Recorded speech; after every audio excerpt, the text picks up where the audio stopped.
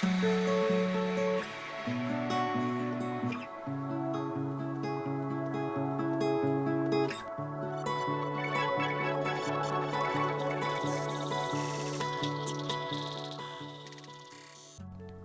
is my birthday month. I don't usually do anything crazy to celebrate, but I do like that it gives me an excuse to pause whatever's going on, live in the moment, and spend time with close friends and family. Honestly, this journey I'm on is only possible because I have a good support system and people who want me to follow my passions. Maybe this is cliche, but I do a lot of self-reflection around this time of year.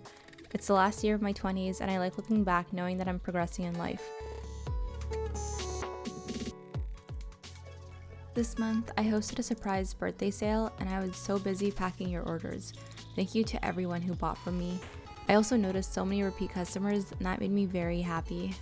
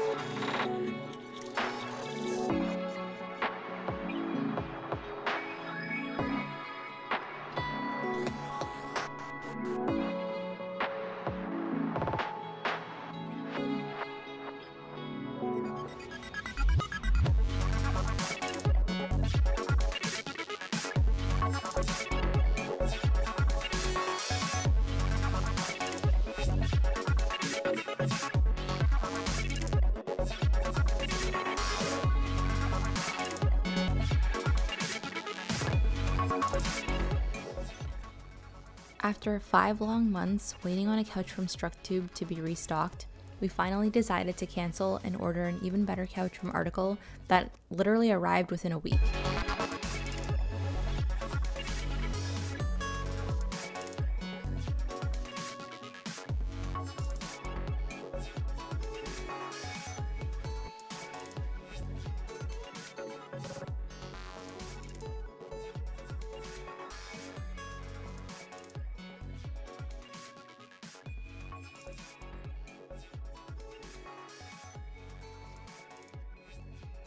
We were obsessed with this couch.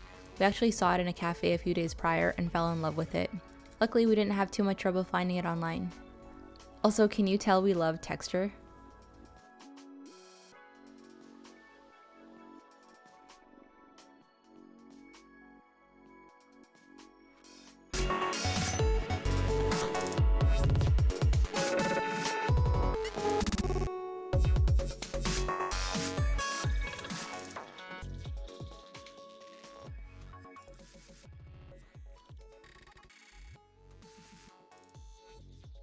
The life I'm living now was a vision that I've had for years, and I just kept working towards it.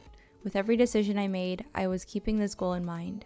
I'm always asked how I got here, how I got my foot in the industry, how I have so many connections and opportunities, and really, a big part of it is timing and luck. Sometimes you just happen to be in the right place at the right time. But you can always create opportunities for yourself. I've worked on a bunch of passion projects, done a handful of challenges, reached out to people on Instagram, took jobs that weren't really great, but I knew the connection would be a really good one to have. And the biggest thing I learned in life is that you shouldn't give up when you don't see results immediately. You do things because you love doing them, not because you think they'll make you money. And I know saying this is a privilege because not everyone has that option, but even if you're working a 9-to-5 or part-time that's just paying the bills, try to do something small every day that makes you happy, that's just for you. Consistency is what will give you actual results. I never in my life thought I would reach a point where freelancing would become a full-time thing and actually be able to support me financially to the extent that it has. I expected my first year to be slow and not make me a lot of money, but I was able to make as much as my last agency's salary, so you never know. A lot has changed since my last birthday, and even though some of the changes have made me question who I am and why I'm even here, I've gained so much more self-awareness and have finally been able to put myself first, which is something I've struggled with a lot. I tend to put other people's feelings and emotions before mine, and that has made making decisions for myself so much harder.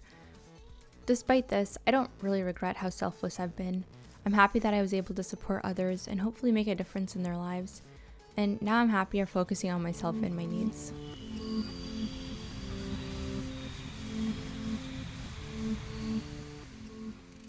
Hey there, surprise, I'm in front of the camera for once and talking to it. Something that I'm not used to doing and I feel really awkward, so bear with me.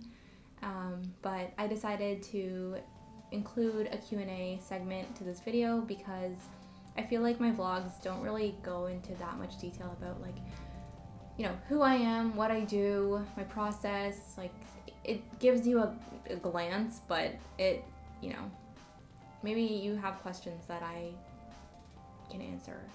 So I'm doing this. Hopefully I can give you more insight into my life as a designer, a business owner, and a human.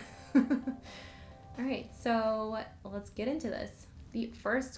Some of these questions are, I don't know, kind of weird, but I love weird, so I'm including like all of them.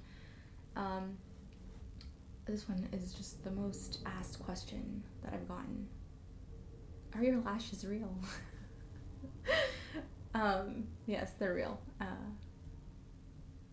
Yeah. What is your favorite fruit? I love all fruit. Berries, any kind of berries are just the best because they're just so much easier to snack on, and I love, you know, topping like my yogurt with them. It's just, yeah, they're the best. Do you get lonely being your own boss, and do you miss working at an agency? Yeah, I mean, it does get a bit lonely being your own boss, but I don't mind it. You know, I'm naturally like introverted and prefer being alone, working alone. That's just like when I do my best work. But I do miss like, you know, feeding off of other people's energies. And when you're in like a creative environment, there's just so much energy around, and you know, even if I'm having like an off day, I'll still feel like motivated when I'm in that environment. So I do miss that. How did you get your first client? My first client was a referral. I think either through a family member or a friend. Honestly, most of my clients, even to this day, are referrals, whether it's like a client referring someone else to me, or, you know, a friend or just someone in my network who's referring me to someone else. It's just a constant, you know, chain. I haven't had to do much like outreach of my own, which I'm like super grateful for. I've wanted to, but like it is like much easier when someone just kind of like hands you a client. So yeah, just networking is important, you know, putting yourself out there. I think it helps that I have like an online presence as well. So, you know, it's easier for someone to refer me because they're like, here, look, this is her profile, this is her portfolio. And, you know, it's that simple. What is your favorite tool to work with? Right now, I mostly like exclusively use Illustrator just because it's, for me, it's the quickest form of getting my art out there. And I just like drawing like the clean lines in there, and I don't know. I was never really someone that, I didn't really ever have like a very, you know, complicated process when it came to my art. It was just like I had an idea, I go into Illustrator and I immediately start like working on it. I don't really do like rough drafts and rough versions, and I don't know. I feel like I've always like, I've been cursed with like rough drafts. They always turn out so much better than my final versions, and I've just stayed away from them because of that. It's like I can't draw something twice. I don't know. What was the hardest thing for you when you were starting out as a full-time freelancer? The hardest thing for me was the admin work. I was afraid like I would not be able to handle, like be able to like be organized enough to handle like invoicing people, following up via email, and setting up meetings and just all that stuff. Like, first of all, I'm not like organized to begin with, and doing that stuff is so like mundane to me. But it's like a huge part of being a freelancer and your own boss, so be prepared for that extra like work that you have to do. And when you're at an agency, like someone else is handling it, so yeah. What are some inspirations for your art? Okay, I get asked this question a lot. Honestly, my inspiration is very random. It comes from everywhere, whether it's like random situations in real life, to like movies, TV shows, my emotions. Yeah, it's like everything. But it helps that like I have a very like overactive like imagination, and so I'll take these situations and I'll put like my weird fun twist on them. That's kind of how I generate my ideas usually. How do you stay motivated / creative on a steady pace? This is hard. It's not easy. I don't even know if I really have like, you know, stayed motivated for like a long period. There's always like ups and downs. But the biggest thing that I've learned is that just take breaks. Like anytime you're feeling close to burnout, or even if you're just exhausted from working on something, just don't force it.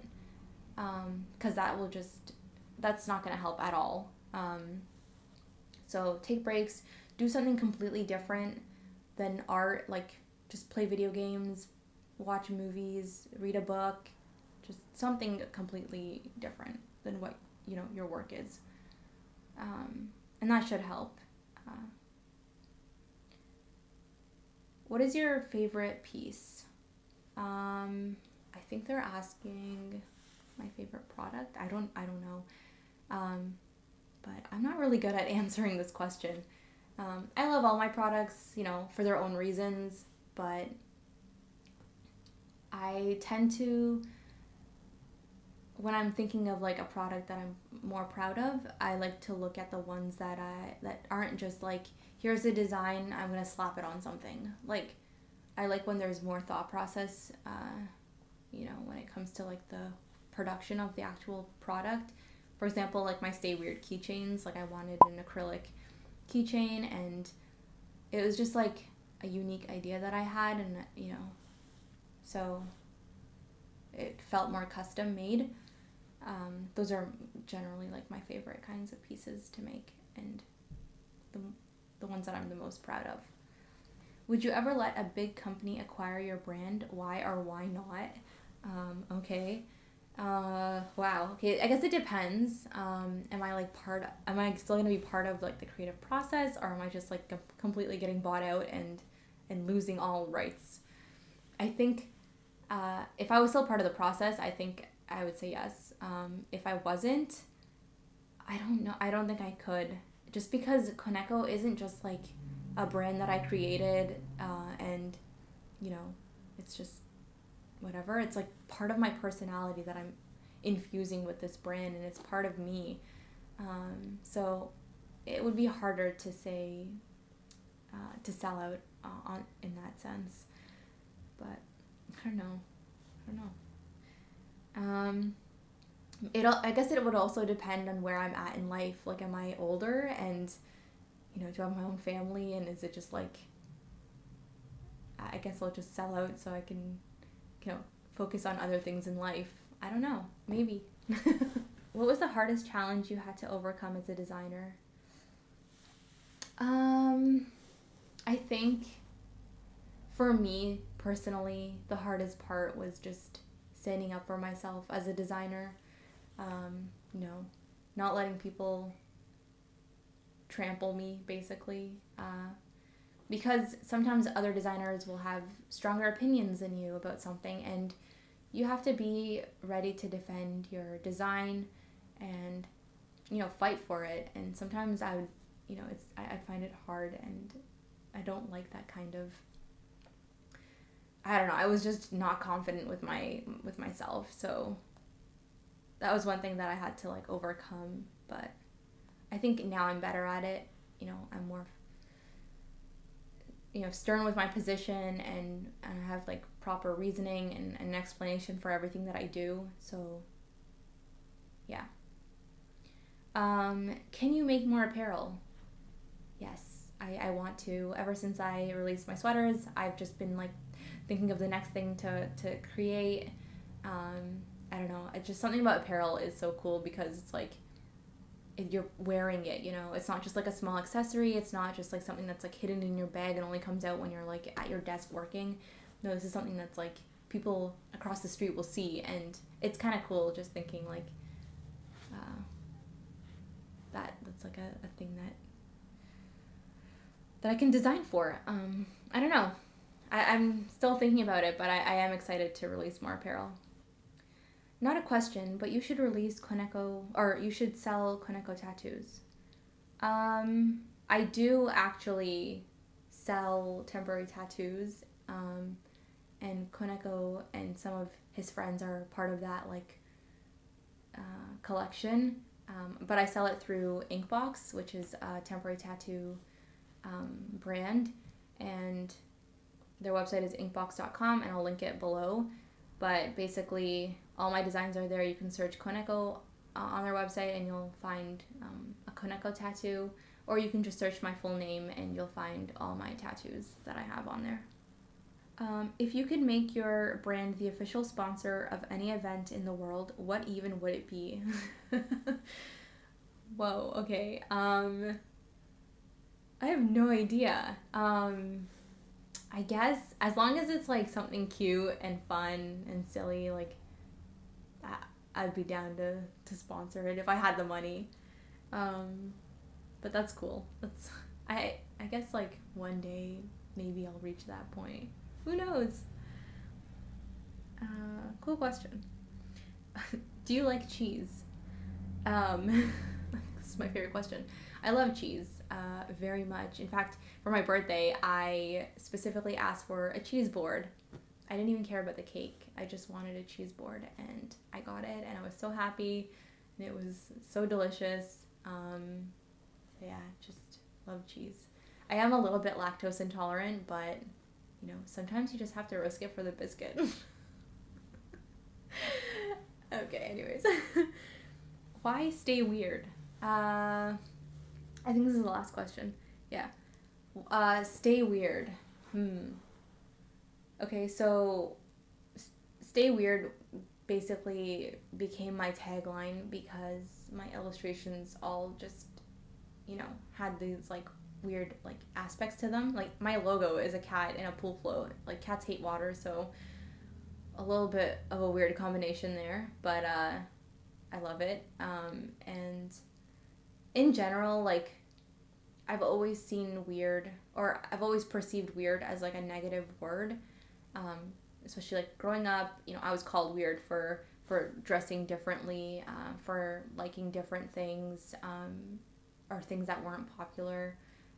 So because of that, I was a lot of the time I like lost myself, and I would conform, and I would hate that I was different. But as I got older, I was like, you know what? I'm gonna make weird a positive thing for me. Like I like being different. I appreciate differences in other people. You know, people are more interesting when they're different anyways. So I wanted, I guess, to use this brand as a way to get people to kind of own their true self and not really care if someone else doesn't, you know, isn't comfortable with that. It's just like own you and be proud of it. So I just want to make weird a positive thing, and hopefully, you know, the future generations don't go through what I did and don't conform and lose themselves in the process as they get older. So yeah, just kind of like an inspirational thing, and I'm yeah, stay weird, guys. And that's it for the questions. Thank you everyone who submitted a question. It was kind of weird being in front of the camera, but I hope you enjoyed it, and Hopefully I'll get more comfortable with it, but for now I do like just hiding behind the camera and focusing more on my work. Thank you for watching, and I hope you enjoyed this vlog.